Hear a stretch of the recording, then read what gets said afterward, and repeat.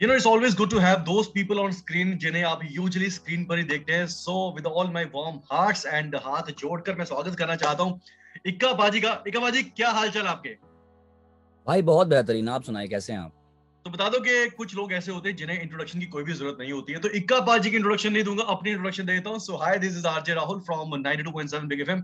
और रोज मुझे आप सुनते हैं मेरे शो में जिसका नाम है चल यार चल मार, शाम 4 से लेकर 8 बजे तक इन अराउंड 8 to 9 सिटीज. सो आज हम इक्का बाजी से बात करने वाले हैं, प्रॉपर डिटेल में बात करने वाले हैं. कुछ इनकी लाइफ के किस्से भी मैं जानता हूँ, कुछ वो चीजें जानेंगे और कुछ वो जानेंगे जो शायद आप ऑलरेडी जानते हैं. सो इक्का बाजी, सबसे पहला सवाल मेरे जहन में वो ये है कि आपका असली नाम जो मुझे गूगल भैया ने बता दिया वो है अंकित सिंह पटियाल. तो क्या ये सच है?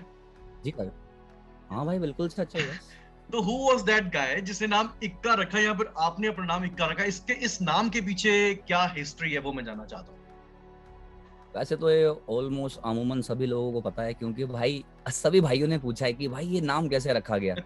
तो एक बार फिर बता देता हूँ भाई कि वैसे मैंने मेरे पिताजी को बोला कि भाई आपने मेरा नाम अंकित रख दिया यार. मैंने कहा कितने नए नए नाम हैं, मेरी क्लास में 6 अंकित हैं. तो मैंने कहा कुछ और रखते हैं यार. मैंने कहा सारे आगे पीछे बैठते हैं, अंकित अंकित अंकित शर्मा, अंकित ये, अंकित भाई. तो पापा कहते थे एक नाम तो नाम होता, अब तो हो गया तेरा नाम ये, अब इसको चेंज कर नहीं सकते, छोटा कर देते हैं इसको. फिर उन्होंने कहा अंकित का अक्की कर देते हैं, तेरे को अक्की बोलेंगे चल घर पे आज से. अच्छा. मैं ठीक है, ये तो कूल सा है. मैंने कहा हाँ ठीक है, ये ले लेते हैं भाई. तो फिर एक दिन मैंने ऐसे लिखा था अपनी, मतलब कि ऐसे लिखा अक्की लिखा, तो मैंने उसको उल्टा देखा, वो ए डबल के आए था, फिर आई डबल के ए, फिर मैंने इक्का, फिर वो ऐसे नाम से नाम बना भाई. क्या बात है. और इस नाम ने पूरा काम ही बदल दिया, सब कुछ बदल दिया. ऑलराइट. यस सो भाई. इक्का बाजी, आपकी अगर लाइफ की हिस्ट्री की बात करें, कब आपको ऐसा लगा कि मुझे सिंगिंग में अपना करियर बनाना चाहिए? लाइक जब हम छोटे होते हैं तो हम यूजुअली बुक्स में लिखते हैं कि हम बड़े होकर इंजीनियर बनेंगे. मैं भी कभी नहीं लिखा था कि भाई मैं रेडियो जॉकी बनूंगा, तो वो सब स्टफ हम लिखते थे. कब आपको लगा कि भाई मुझे सॉन्ग्स की तरफ जाना चाहिए? भाई मैं ना बचपन से ना बड़ा क्रिएटिव चीजों के पीछे भागता था. मतलब कार्टून्स हो गए, कॉमिक्स हो गई, जीआई जो हो गए, एक्शन फिगर्स. तो मैं बचपन से ही मतलब इन चीजों में बहुत इंडल्ज था. मेरे को कलर्स बहुत अट्रैक्ट करते थे, अलग अलग तरीके के, और पुराने कार्टून्स जो हैं और कॉमिक्स खासकर, क्योंकि उनकी कहानियां और ये और वो, क्योंकि मैं बच्चा था और जिस उम्र में मैं वो लैंग्वेज पढ़ रहा था, जिस तरीके का फॉर्मेट पढ़ रहा था, वो बहुत मेच्योर था एक तरीके से. तो मेरे को लिखने का शौक तो और कहानी बनाने का शौक तो वहीं से था. फिर गाने का शौक नहीं था भाई, बिल्कुल दूर दूर तक कोई म्यूजिक से मेरा कोई नाता रिश्ता नहीं था, और ना मेरे घर में परिवार में किसी का नाता कोई था. मेरा दोस्त है जोएल, और मेरे साथ ही काम करता है आज भी, और मेरे बचपन का दोस्त है. और वो भाई एक दिन मेरे पास एक कैसेट लेके आया और उसने कहा कि यार ये ना हिप हॉप म्यूजिक है और ये तेरे को सुनाता हूँ भाई. मैंने कहा ये कौन सा म्यूजिक होता है भाई, मैं सुन लेते हैं, मैं कैसा होगा देख लेते हैं भाई ये भी. तो फिर उसने लगाया, उसने मेरे को एमिनेम का लूज योरसेल्फ सुनाया पहला गाना. मैंने कहा भाई समझ कुछ नहीं आया पर बहुत अच्छा लगा यार. मैंने कहा किस तरीके का म्यूजिक है यार. मैं तो सुना ही नहीं, ढोल नगाड़े तो है ही नहीं इसके अंदर, जो हम तो बॉलीवुड सुन के बड़े हुए हैं भाई. तो वो बिल्कुल डिफरेंट था, और मैं इंटरनेशनल म्यूजिक से ऐसे, मतलब उसने इंट्रोड्यूस करा मेरे को, और मेरे को बहुत सोनिकली बहुत अच्छा लगा. समझ कुछ नहीं आया कि क्या बेस लाइन चल रही है, क्या स्नेयर्स चल रहे हैं, क्या हो रहा है उसके अंदर. पर हाँ, सुनने को बहुत नया लगा कुछ. वो जिस तरीके से फ्लो था, जिस तरीके से एमिनेम उसमें फ्लो कर रहा है, बात कुछ समझ नहीं आई, क्योंकि मैं सरकारी स्कूल का लड़का था और अंग्रेजी मेरी तब थोड़ा सा मतलब ठीक ठाक था, हाथ तंग था, तो समझ नहीं आया इतना. पर वो फीलिंग मेरे को समझ आई. मैंने कहा कोई ना बंदा दर्द से अपनी बात कह रहा है, कोई बंदा ना अपने सीने से बात कह रहा है अपनी. तो मैंने कहा यार ये म्यूजिक सुनना पड़ेगा यार. तो फिर ऐसे करते करते जोएल और मेरा बहुत इंटरेस्ट हिप हॉप म्यूजिक में, आरएनबी में बहुत ज्यादा मतलब चला गया, और हम कैसेट्स खरीदते थे यार. Look this bro, I still have cassettes. This That's JG, cool. That's cool. This JG, this 50 Cent. मतलब आप आज के टाइम में कोई से बड़ा रैपर, शायद इन रैपर्स के बाद भी ये कैसेट्स नहीं होंगे. Eminem show, so many bro, so many, I have stacks. So मेरे को पागल बनता, हमको ना स्ट्रगल था भाई, म्यूजिक सुनने के लिए भी एक स्ट्रगल था. आज आपके पास इतने सारे मतलब प्लेटफॉर्म्स हैं, आप जाके वहाँ पे म्यूजिक सुन सकते हैं फ्री में, और पूरी एल्बम्स रिलीज हो जाती हैं, अगले दिन आप सुन लेते हैं, रात को 12 बजे सुन लेते हैं. पर हमारे टाइम में हमको स्ट्रगल करना पड़ता था भाई म्यूजिक सुनने के लिए, एक एक गाना सुनने के लिए. मतलब 150 रुपए की कैसेट, एक छोटा बच्चा मतलब जो मतलब कि 14-15 साल का होगा भाई, उसके लिए 150 रुपए बहुत बड़ी चीज होती है बचपन में भाई. वो इकट्ठे करना, फिर वो कैसेट लेके आना, उसका भी वेट करना, क्योंकि जो हमारे यहाँ पे दुकान है, जैसे संजय भैया की दुकान थी, मेरे को याद है फेमस, तो उनके पास कैसेट्स थी, तो वहाँ पे अंग्रेजी कैसेट्स आती नहीं थी. वो आपको नाम लिख के देना पड़ता था, और आपको उस लेबल के बारे में बताना पड़ता था कि भाई इस लेबल से आएगी और ये इसका नाम है. तो वो हफ्ते बाद आएगी भाई कैसेट आपकी, वो स्पेशल मंगवाते थे हमारे लिए। तो वो खुशी कि हाँ भाई आ गई, अरे आ गई, वो हाथ में पकड़ना, देखना कवर खोल के क्या लिखा अंदर, क्या फोटोज हैं। तो मतलब स्ट्रगल करा भाई गाने सुनने के लिए, तो प्यार बहुत था। फिर ऐसे करते करते भाई हम जाते थे साइबर कैफे, वहां से लिरिक्स लिख के ले आए, फिर उनको याद करना, फिर मतलब दोस्तों को चमकाना भाई, मतलब अपनी टोली में खड़ा होकर देख ब्रो ये सुन। तो लोग भी भाई मतलब अपने दोस्त कहते थे भाई ये कौन सी जबान बोल रहा है तू, तू तो अलग है, तू तो एलियन है। तो ये सुन के बड़ा मजा आता था, लगता था कि मैं अलग हूँ सबसे, मैं भीड़ से अलग हूँ, तो ये खुशी होती थी भाई। तो फिर भाई वो कब हॉबी मतलब कब जॉब बन गई, कब प्यार मोहब्बत बन गई पता ही नहीं चला भाई। फिर मेरे को लगा कि म्यूजिक मैं उसके लिए बना हूँ, मेरे लिए बना है बस। सुभाष जी, लाइक यू ऐसे सेड के हमारा कार्टून्स का आपको बहुत ज्यादा शौक था, कॉमिक्स का, और वो शायद आपके पीछे जो अलमीरा है उसके पीछे सारी वो हिस्ट्री मुझे दिख रही है जहां पर वो सब चीजें लगी हुई हैं। सो मैं पूछना नहीं चाहूंगा, नहीं लाइक आज के टाइम पे आई थिंक आज के टाइम पे अगर कोई रैपर जन्म लेता है तो उससे शायद फेम में आना थोड़ा आसान है, बट उस टाइम जब शायद दुनिया जानती नहीं थी, और शायद 2008 या 7 की बात है जब जी हनी भाई। सिंह बाजी ने इस चीज को इंट्रोड्यूस किया था, उसके बाद ये लोग आना स्टार्ट हुए। And then I think you also met Honey Singh, उन्होंने आपको मैसेज किया था आपका कोई ट्रैक यस, सुन के, तो वो कहानी जरा बताइए। मतलब वो मैसेज आया था रफ्तार को, हम्म। और रफ्तार, मैं और लिल गुलू हमारा क्रू था, हम्म। और हनी भाई से पहले, और हम तीनों साथ में ही काम करते थे। मतलब काम क्या करते थे हम, मतलब अपने सपने उस वक्त मतलब नए नए देखे थे, उन सब हम तीनों इकट्ठा होकर उनको जीने की कोशिश कर रहे थे। वो लिखते थे साथ में बैठ के, हम्म। एक दूसरे को हम इम्प्रूव करते थे कि हाँ भाई कि ऐसे पॉलिश कर सकता है तो ऐसे लिख सकता है, जितना हमसे हो सका, जितना हम समझते थे उतना एक दूसरे की हेल्प करते थे। फिर हनी भाई, मतलब ऑर्कुट था भाई, फेसबुक वगैरह भी था, ऑर्कुट के और जमाने कौन की था? बात बता। तो ऑर्कुट पे रफ्तार ने गाना डाला, क्योंकि उसी के पास कंप्यूटर था भाई, और हम्म। इंटरनेट भी उसी के पास था उस वक्त। हाँ हमारा कंप्यूटर था पर इंटरनेट नहीं था। हाँ। और तो उसने वो गाना डाला ऑर्कुट पे, फिर हनी भाई ने सुना होगा, हनी भाई हम्म। ने सुना तो फिर उन्होंने मैसेज करा वहाँ पे, you guys are under spotlight, फिर आओ मिलो। फिर रफ्तार ने हमको बताया, फिर हम बहुत खुश हुए, क्योंकि तब ठेक्या तनित खड़के गाना आया था हनी भाई का। और और शायद पहली बार हनी सिंह किसी भी ऐसे, तब आहिस्ता आहिस्ता फेम में आ रहे थे, इतना फेम में नहीं आए थे यस तब तक। यस, और मतलब हमारे लिए इतनी बड़ी बात थी कि भाई वो टीवी पे आ चुके थे हनी भाई, हमने टीवी पे देखा था उनको हम्म। रैप करते हुए, तो हम्म। हमारे लिए वो बहुत बड़ी चीज थी भाई। मतलब टीवी पे आना उस वक्त एक था भाई, एक हम्म। मतलब स्ट्रगल था टीवी पे आना भी, आज तो चलो बिल्कुल। आ जाते हैं। पर उस टाइम तो मतलब इम्पॉसिबल शिट लगती थी कि यार मतलब कैसे आएंगे भाई, ये लोग कितने वैसे होते होंगे, मतलब इनका कितना स्ट्रगल रहता होगा, हम तो कुछ गाना सीखा नहीं, कुछ भी नहीं सीखा, हम कैसे, हमको क्यों लेगा कोई। तो फिर हम हनी भाई से मिलने गए भाई। जैसे हम हनी भाई से जब हम स्टूडियो में गए और उन्हें हमको भाई बीट सुनाई, जो म्यूजिक सुनाया, और जो एनर्जी थी ना उस रूम में, वो ब्रो आज तक फील नहीं हुई मेरे को किसी भी स्टूडियो में।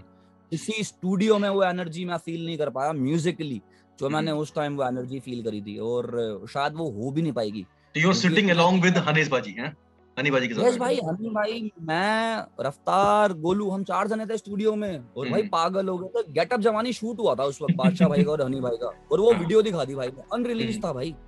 हम तो गिर गए थे भाई जमीन पे, मैंने कहा वाह यार, क्योंकि हम बहुत अमेच्योर थे उस वक्त, हम्म। म्यूजिकल मतलब हमारी म्यूजिकलिटी सेंस मतलब उतना ज्यादा स्ट्रांग नहीं था। तो वो फिर हमने देखा, फिर हमने समझा, क्योंकि हम ऐसे बंदों के साथ बहुत रहे, मतलब हनी भाई हो गए, दिलजीत पाजी हो गए, तो इन्होंने भाई, ये रमे हुए इंसान है म्यूजिक के अंदर ना, तो उनके साथ बैठ के सीखने को बहुत कुछ मिला। हमने अपने आप को पॉलिश कर लिया भाई, किसी का तो पता नहीं, पर मैंने बहुत करा अपने आप को पॉलिश बट बाजी बड़ा इन फील सब। के, ठीक है दिलजीत दोसांझ पाजी अलग लेवल के गाने गाते हैं, हनी पाजी भी अलग लेवल के गाते हैं, बादशाह पाजी अलग लेवल के गाते हैं, बट जो मैंने स्टडी करा है स्पेशली यू एंड रफ्तार, मतलब ये अगर आप गाने सुनो ना, यूट्यूब अगर आप गाने सुनो तो यूट्यूब क्या करता है, ऑटोमेटिकली सजेस्ट करता रहता है, आप अगर आप किसी भी सिंगर को लाइक करते हो तो। यस तो भाई। अभी की बात नहीं, शायद 5-6 महीने पहले की बात है, I was listening your tracks right. तो ट्रैक सुनते सुनते एक ट्रैक आ गया जो शायद मैंने पहले कभी सुना नहीं था, और वो था अंगार।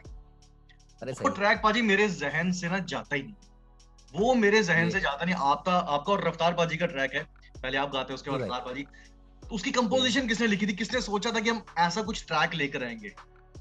वो एक्चुअली मैंने वर्स पहले लिखा हुआ था, उसका वर्स पहले लिखे हुए थे, और ये मतलब 2020 की बात है जब कोरोना आया था और लॉकडाउन लग गया था। हम्म। तो उस दौरान रफ्तार और मेरी फोन पे बात होती थी, और बहुत बात होती थी, तो ये वर्ड्स पड़े हुए थे मेरे पास, और मैं एल्बम कर रहा था अपनी, और मैंने कहा हम्म। कि यार मैं एल्बम बना रहा हूँ, और हमने ट्रैक काफी टाइम से करा नहीं है कोई, और this is the right time, मुझे लगता है कि हमको साथ में ट्रैक करना चाहिए। हम्म। तो ये वर्ड्स था, मेरे पास हुक नहीं था। हम्म। तो मैं काफी मतलब एक हफ्ता मैंने सोचा इसका हुक क्या आना चाहिए, इसका टॉपिक क्या आना चाहिए, क्योंकि वर्स था, मैंने बिना सर पैर के गाना लिखा था। ये पहले वर्स लिखा हुआ था, कोई इसका वो नहीं था कि मेरे को इस दिशा में जाना है, इस गली में जाना है, या फिर है ना ये टॉपिक होगा या फिर ये कहानी होगी इसके पीछे, कुछ नहीं था ऐसा। फिर जब रफ्तार ने कहा कि यार लेट्स डू इट यार, कुछ करते हैं, फिर मेरे को ये था कि उसका चॉपर फ्लो जो रफ्तार का बहुत ही मतलब बेहतरीन है अगर हिंदुस्तान में देखा जाए, और बहुत ही बेहतरीन है उसका कमांड, उसका जो वोकल है बहुत स्ट्रॉन्ग है। तो मैंने कहा इस जोन का गाना करना चाहिए, मेरे पास वर्ड्स था, फिर मैं उसका हुक लिखने बैठा, एक हफ्ता हो गया, मैंने क्या होना चाहिए क्या होना चाहिए, मैंने कहा कि मैं ना कुछ ऐसा सिलेबल या फिर कोई ऐसा काफिया राइमिंग वर्ड हो जो रफ्तार को उससे हो। तो मैंने फिर सोचा अंगार, मैंने कहा इसके काफिये बहुत सारे हैं, अंगार, बाजार, ये और वो।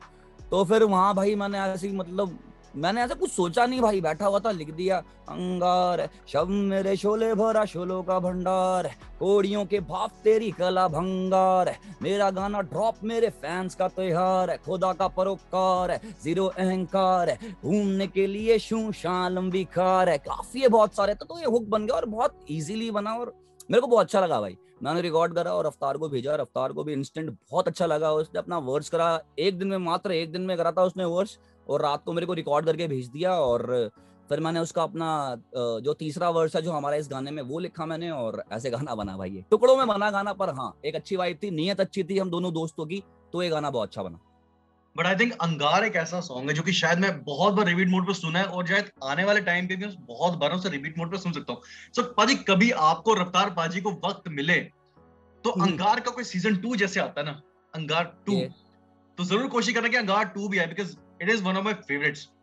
भाई यू नेवर नो भाई, क्या पता वो चीज हो भी चुकी हो और वो आने वाली हो। ऑलराइट। तो पाजी, अब ये तो हो गया हमारा पंजाबी म्यूजिक इंडस्ट्री, राइट?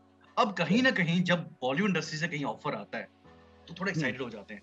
तो जब आपको बॉलीवुड इंडस्ट्री से ऑफर आया कि भाई आपने वहां पर गाना गाना है, तो कैसी फीलिंग थी? एंड शायद बद्रीनाथ की दुल्हनिया के लिए वो सॉन्ग आया था, या दिलबर दिलबर के लिए, दिलबर आई थिंक सेकंड था। पहले बद्री आया, उसके पहले भी बड़े गाने करे हैं भाई। पानी वाला डांस मैंने जो गाना था एक बहुत फेमस हुआ था कि भीगा ए बदन तेरा पानी में, वो मैंने गाना लिखा भाई, मैंने ही गाया है, मैंने ही कंपोज करा है। अच्छा। और हाँ बद्री से बहुत पहले आया था वो चीजें। मैंने Okay. बॉलीवुड में बहुत गाने करे हैं ब्रो, बहुत सो मैनी। मेरे को तो नाम भी याद नहीं है, सैफ भाई की मूवी में था, बाजार में मेरा पूरा है प्रॉपर एकदम गाना है उसके अंदर, आप जाके सुनेंगे तो। भाई मेरे को ना मतलब ये यारी दोस्ती है भाई, तनिष्क भाई अपने भाई हैं, और ऐसे अपने एक शबीर अहमद जी हैं, बहुत अच्छे लिरिसिस्ट हैं और बहुत ही बेहतरीन गाने लिखे हैं, और लिख भी रहे हैं अभी भी बॉलीवुड में, तो उनसे रिलेशन मेरा अच्छा है। और भी काफी अच्छे दोस्त हैं, चेतस भाई अपने बड़े अच्छे दोस्त हैं। तो भाई दोस्ती यारी में गाने करता हूँ भाई मैं। You also have a guy from Jammu जो कि बहुत रिस्पेक्ट करता है आपके रफ्तार बाजी की खासकर, एंड आई थिंक आप उसे जानते होंगे, हिज नेम इज जीवन। हाँ जीवन, यस भाई, अमेजिंग रैपर भाई, amazing rapper, amazing artist, is also growing. अब चलिए देखते हैं भगवान कहां तक लेके जाता है। मतलब एक दो बार भाई से बात हुई है और काम को लेके ही हुई है, और इंस्टाग्राम वगैरह पे हुई है, पर अच्छा है भाई, मैंने उसके एक दो गाने सुने हैं, वो अच्छा लड़का है। हाँ, बट अगर सही गाइडेंस मिले तो they people can grow obviously. पारी बताऊं क्या, जिंदगी में ना सब इतने व्यस्त है ना कि अब गाइड करने के लिए मतलब वो टाइम निकालना पड़ता है पारी, पर अपनी जिंदगी में इतने वो हैं भाई, फसावट हो रखी है। बट मेरे ख्याल से बाजी आज के टाइम पे सीखना बहुत आसान है, जब आपका टाइम था तब खुद सीखना तब ना जाने कहां से सीखना पड़ता था।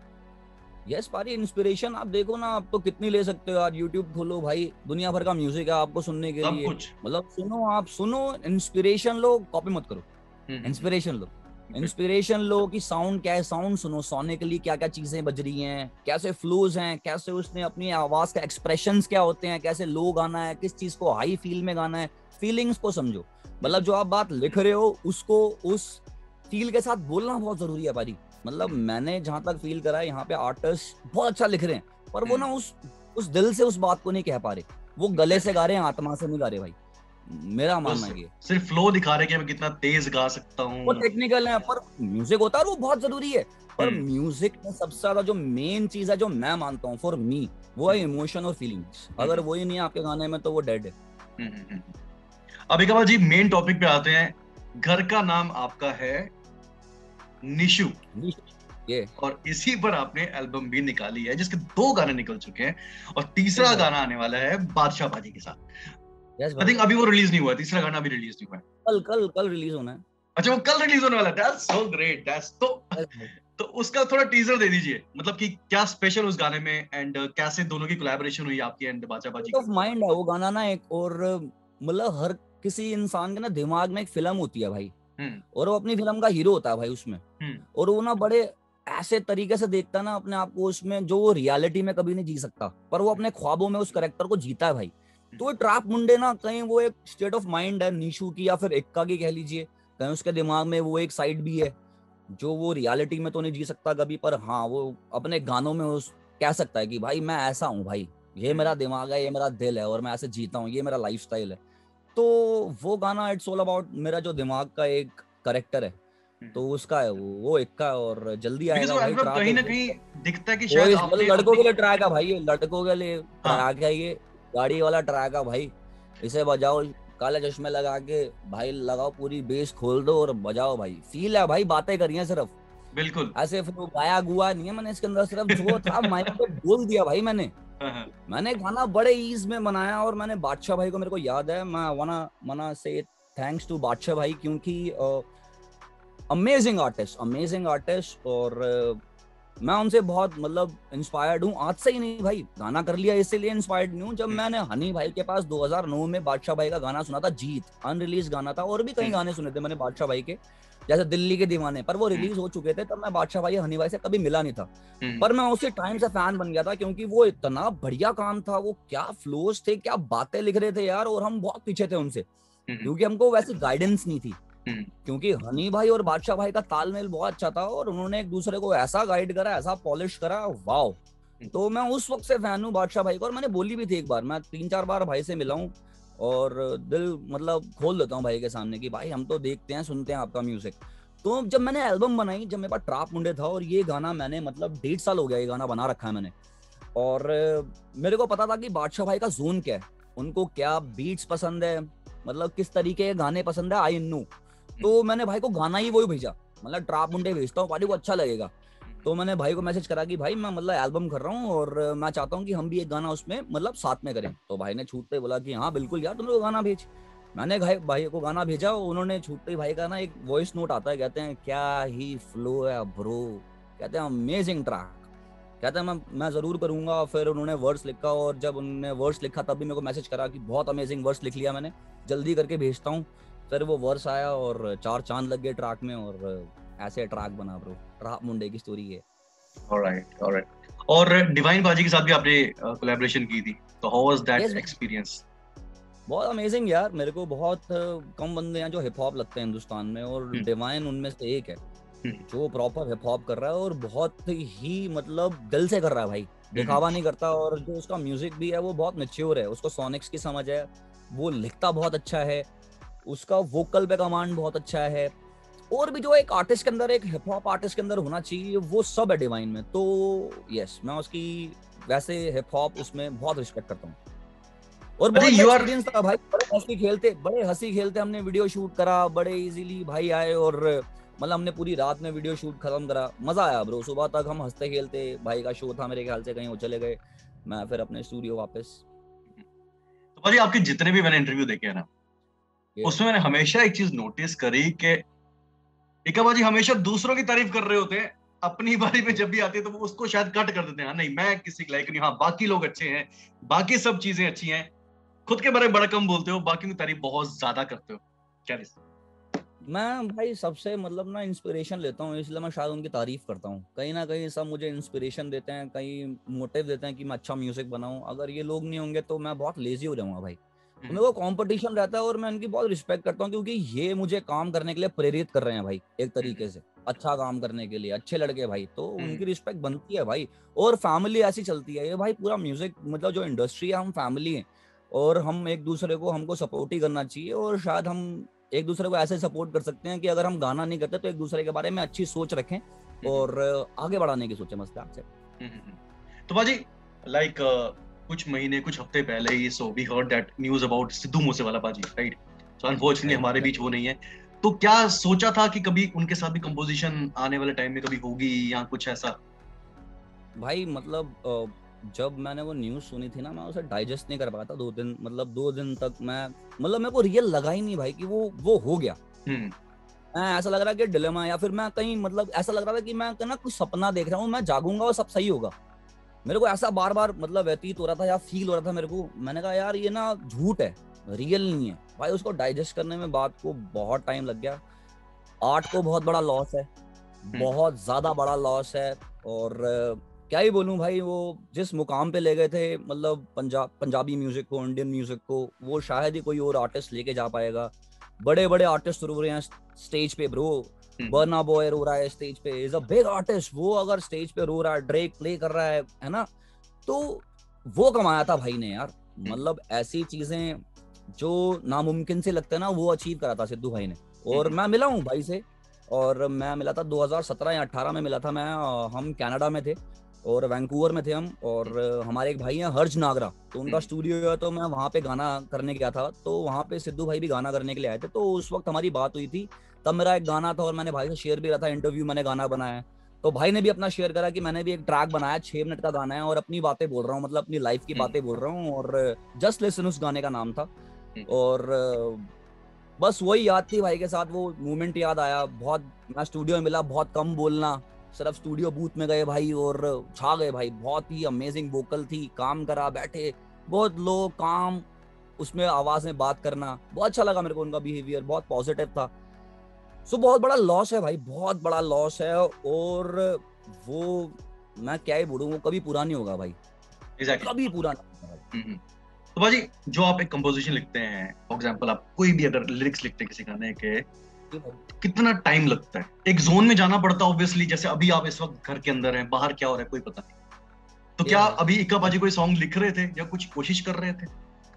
भाई मैंने अभी तो नहीं, मैं 2 दिन पहले अपने काम खत्म कर लिए लिखने वाले, और सब रिकॉर्ड भी कर लिया। और ये और वो मैं हाथों हाथ लिखता हूँ। नई वाइब होती है भाई, महीना लग जाता है। वाइब होती है तो 1 घंटा भी बहुत है भाई, उसमें गाना लिखा जाता है। तो इट्स ऑल अबाउट तुम आपके जोन में हो। कभी इंसान खुश होता है, कभी सैड होता है। और मैं जब सैड होऊंगा तो मैं कभी हैप्पी वाइब नहीं बना पाऊंगा, मेरे दिल से नहीं निकलेगा भाई वो। तो मैं उस स्पेस के गाने बनाऊंगा। तो मैं अपना स्पेस देखता हूँ, मैं किस जोन में हूँ, मतलब मूड क्या है, और मैं उसे यूटिलाइज करता हूँ अपने मूड को, कि मैं उसको सही तरीके से यूज करके अपने गाने में लेके आऊँ इस इमोशन को। तो भाजी, अभी जैसे आपने कोई सॉन्ग लिख दिया, फॉर एग्जांपल आपने बहुत से सॉन्ग्स लिखे होंगे, आपके बकेट लिस्ट में बहुत से सॉन्ग्स होंगे, तो जी क्या भाई, आपने इतने सॉन्ग लिख दिए कि आने वाले 6 महीने के लिए या 1 साल की सॉन्ग रेडी है, या फिर आप ऑन द स्पॉट लिखते हो फिर उसे कंपोजिशन करते भाई हो? है रेडी है कितना भाई। रेडी रहते फीचर? एल्बम के बाद पता नहीं कितने गाने रेडी हैं, और कैसे अच्छा, कैसे बड़ी कोलैबोरेशंस हैं ब्रो, बहुत मतलब बड़ी बहुत कुछ कोलैबोरेशन। आना बाकी है अभी आपके स्टोर से। बिलीव मी भाई, सुपर हिट गाने बना रखे हैं, सुपर हिट। ये अभी हिप हॉप में अपनी एल्बम करूंगा, ये मेरा दिल है भाई। देखो हिप हॉप मेरे लिए ऐसा नहीं है कि कोई ऐसा है कि मैं उससे व्यूज या फिर पैसा या फिर ये देखता हूँ, वो मैं रिस्पेक्ट के लिए करता हूँ भाई। हिप हॉप मेरी पहली पसंद है, और मैं म्यूजिक में आया हिप हॉप करके।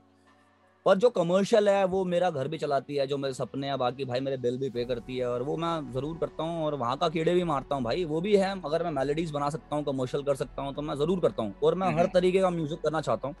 जो भी मेरा स्पेस है मैं उसको खोलना चाहता हूँ। मैं चाहता हूँ कि मैं एक सर्कल में फंस के ना रहूँ, उसको ब्रॉड करूँ, और हिप हॉप में भी मैं उस चीज को फ्यूज करूँ और अपने साउंड को और बेहतरीन बनाऊँ।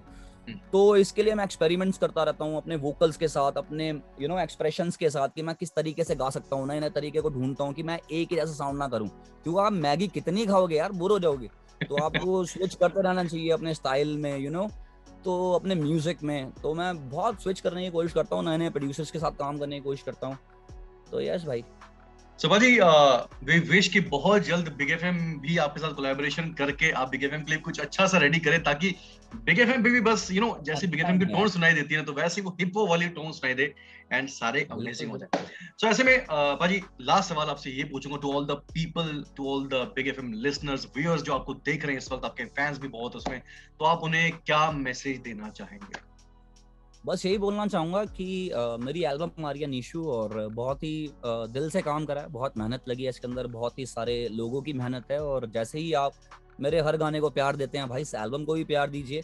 अच्छी लगे शेयर करना अपने दोस्तों के साथ, और म्यूजिक को स्प्रेड करना, अच्छा म्यूजिक लगे तो आपको, और अगर नहीं लगे तो मुझे बताना कि उसमें क्या कमी थी, अगर मैं उसे ठीक करने की कोशिश करूंगा। और सबको बहुत सारा प्यार, अपने आप को सुरक्षित रखिए, अच्छे सर्कल में रखिए, अपने सपनों पे काम करिए, और अपने माँ बाप का ध्यान रखिए, अपनी फैमिली का ध्यान रखिए। बस यही कहना चाहूंगा। I love you all.